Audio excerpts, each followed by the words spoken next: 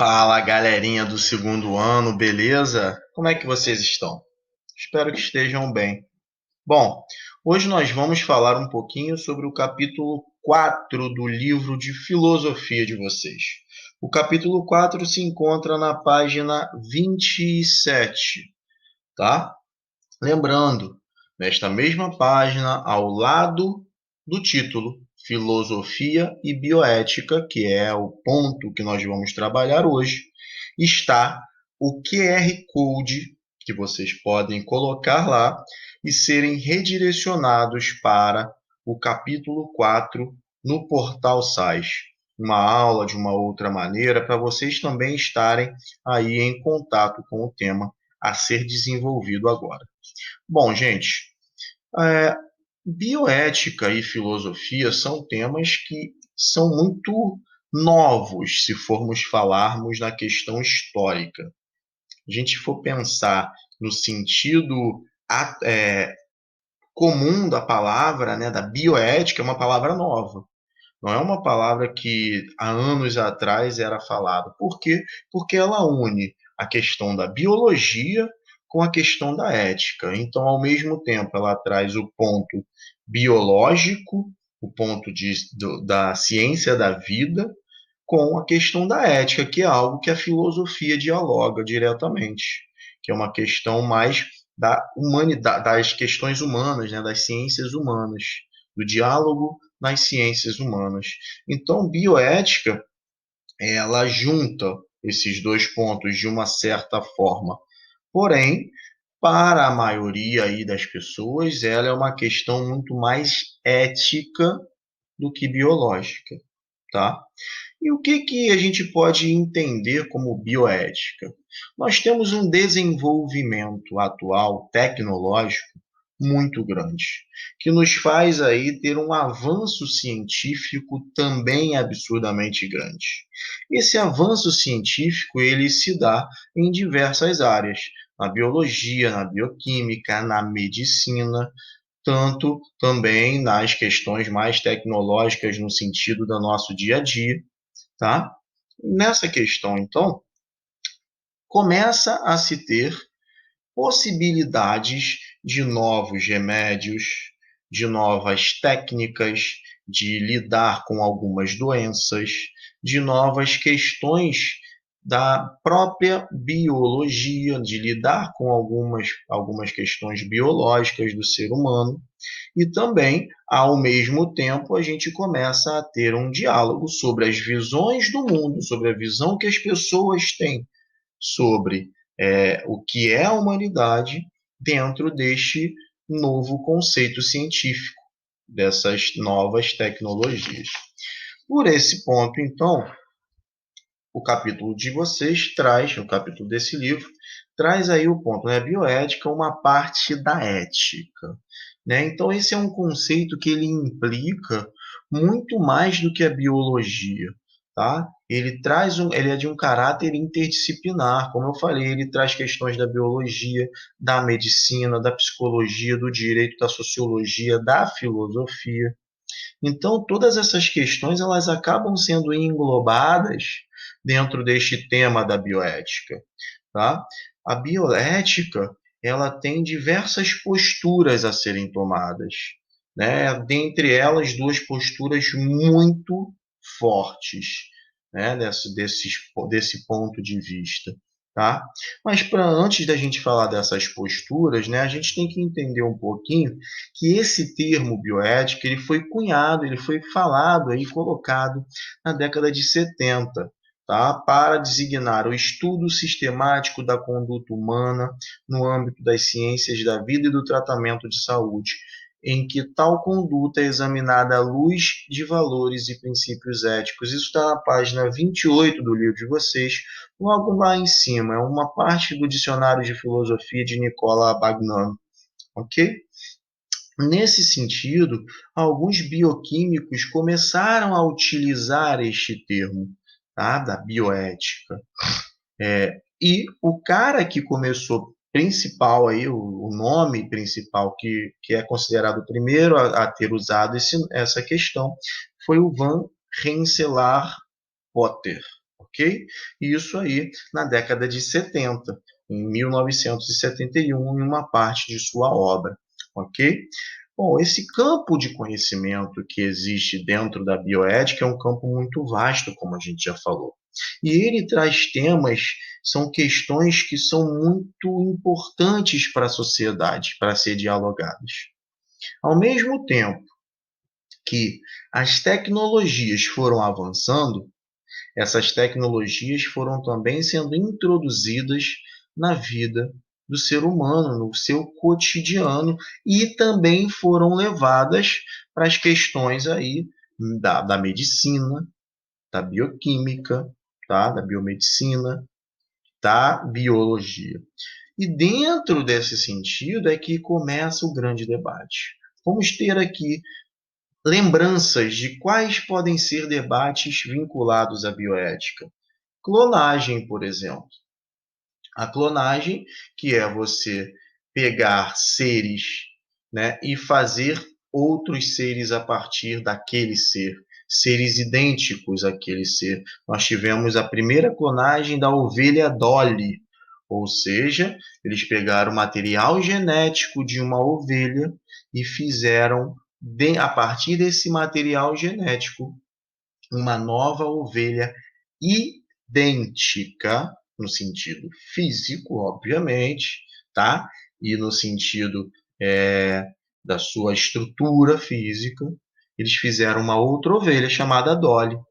Essa foi uma experiência que deu certo nesse sentido. Então, a clonagem, ele começou a ser um debate muito forte dentro do mundo, inclusive tendo novela, o Clone, né, aqui no Brasil, uma novela até que ficou muito famosa, tá? Onde o Murilo Benício era o clonado e tudo mais. Então, nesse sentido, a clonagem é um debate bioético. Será que nós podemos, dentro desse debate, né? E aí, como foi falado, envolve a psicologia, envolve o direito, envolve a medicina, enfim, diversos setores. Será que a gente pode começar a fazer clones de animais, de outras pessoas, de plantas e tudo mais? Até onde isso vai acarretar algum problema ou vai acarretar coisas legais? Tá? Outro debate é a eutanásia, por exemplo, né, que está ligada diretamente com a morte de pessoas que estão já em um momento em que o seu cérebro, o seu movimento cerebral não existe mais e apenas o seu corpo está ali, né? Então a eutanásia é também um debate, fora que existe o debate forte com relação à morte, né? A eutanásia, então, seria você matar uma pessoa que, para algumas pessoas, já estaria morta, porque a sua parte cerebral não existe mais, para outras pessoas, ainda estaria viva, porque pelo menos o seu corpo ainda está ali. Sendo assim, é mais um debate para a bioética. Outro debate é inseminação artificial. Aquelas pessoas que naturalmente não podem ter filhos e que fazem uma inseminação artificial, tá? Uma medida aí dentro da ciência para poder gerar um bebê. É também um debate bioético, algo mais comum de se ver, né? Hoje em dia a gente ouve muito mais essa questão da inseminação artificial, é algo muito comum. E outro debate também que suscita uma série de questões é o aborto, que também faz parte de um debate bioético. Tá? O aborto seria, então, a morte de, é, podemos chamar aí de bebês, de fetos, né? De fetos dentro aí das mulheres que, a partir de uma determinada quantidade de semanas, podem abortar, podem retirar este feto. Porque na concepção de algumas pessoas da área, né, da medicina, até a 12ª semana ainda não há vida, pois A vida para estas pessoas somente se dá através do sistema nervoso, e esse sistema nervoso só se constitui a partir da 12ª semana, seria aí 3 meses. Outras pessoas não concordam nem um pouco com essa ideia. Então acreditam que a partir do momento em que o espermatozoide é fecundado, existe o feto, existe vida. Então não deveria se abortar de maneira nenhuma. É mais um debate bioético, ok? Como eu tinha falado antes, existem duas posturas muito fortes dentro desse debate, que trazem essas questões que eu falei anteriormente também, né, de forma muito forte. Primeira, é uma questão ligada à questão metafísica, à questão religiosa. Aquelas pessoas que defendem que a vida é gerada por Deus, por algo que é além da vida, além disso daqui que nós temos. Então, a religião e a metafísica, algo que está além da física, ou seja, além desse entendimento nosso. Então, Deus, estou falando aqui do cristianismo, que é a religião mais comum no nosso país. Então, Deus, ele geraria a nossa vida na concepção dessa postura dentro da bioética, né, desse debate. Se Deus ele gera a nossa vida, ele é o único capaz de também poder tirar. Ele é o único capaz de determinar como será a nossa vida, apesar de termos o livre-arbítrio. Então, por esta concepção, é que o aborto ele é totalmente negado por esse lado, por essa postura, porque você não pode tirar a vida de um feto, pois o feto já é um ser na concepção dos religiosos. Além disso, eles também são contrários à questão da inseminação artificial, se for pegar aqueles mais ortodoxos. Por quê? Ortodoxos. Por quê? Porque na concepção deles, só quem pode gerar, quem tem o dom de gerar a vida, é o ser humano, através da sua reprodução natural. A inseminação artificial, ela não é uma reprodução natural. Assim como a eutanásia, eles são contrários à eutanásia. Para eles, só quem pode tirar a vida, mais uma vez, é o próprio Deus, né? Dentro da nossa determinação, do que é predeterminado na nossa vida. E a clonagem também são altamente contrários. Por quê? Porque só Deus pode gerar vida. Do outro lado, há uma concepção diferente.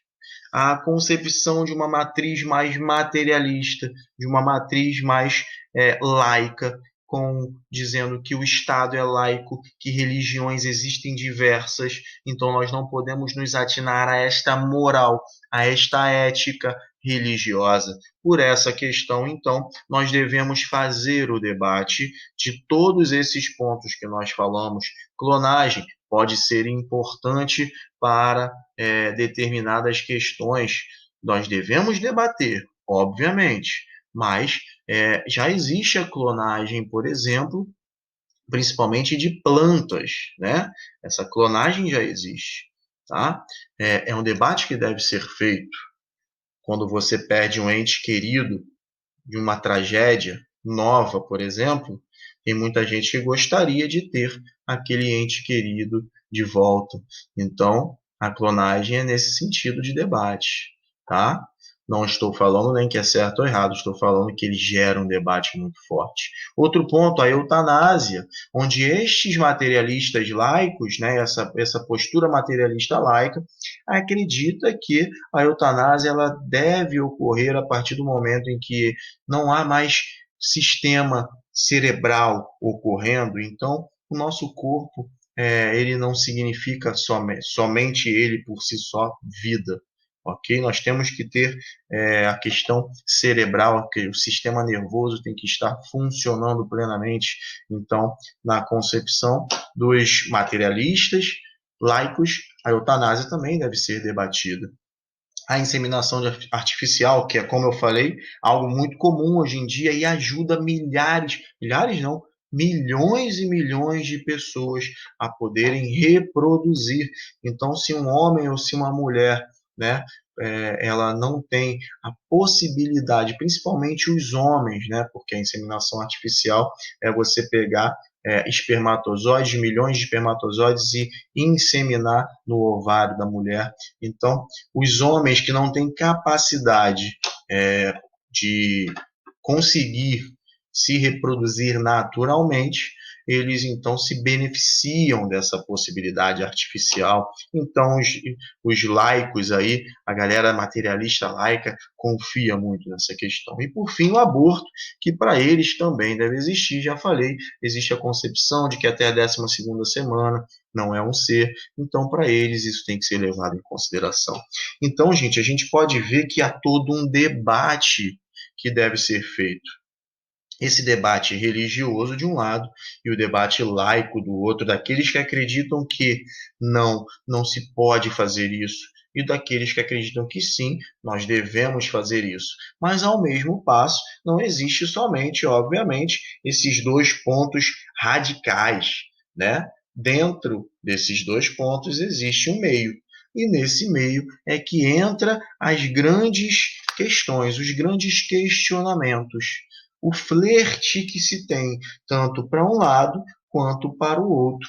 A ideia de que nós devemos sempre debater e tentar compreender o lado de um, assim como tentar compreender o lado do outro. Nós não podemos ser radicais, né, no ponto de achar que devemos então fazer sempre isso, ou então devemos então não fazer isso nunca, né?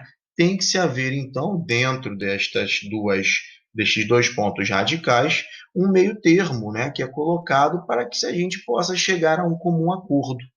Porque com o radicalismo nós nunca conseguiremos, então, nesse sentido, neste ponto, chegar a uma verdade comum. Existem críticas dos dois lados.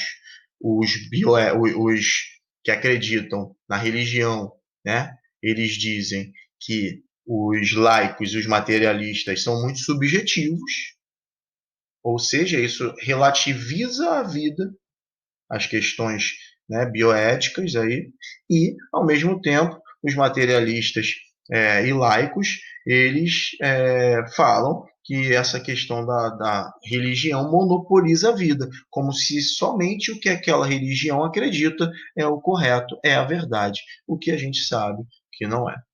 Ok, galera? Bom, espero que vocês tenham compreendido o que a gente está trabalhando nesse capítulo. É um capítulo muito legal de se ler, de se ver debates na internet sobre essa questão, tá? É, o capítulo tem algumas questões aí nas páginas 30 e 31, então façam os exercícios dessas duas páginas. A gente vai estar fazendo a correção deste capítulo, dessas duas páginas, na próxima aula, ok? Um grande beijo, um grande abraço a todos e todas. Fiquem em paz e até a próxima. Tchau, tchau.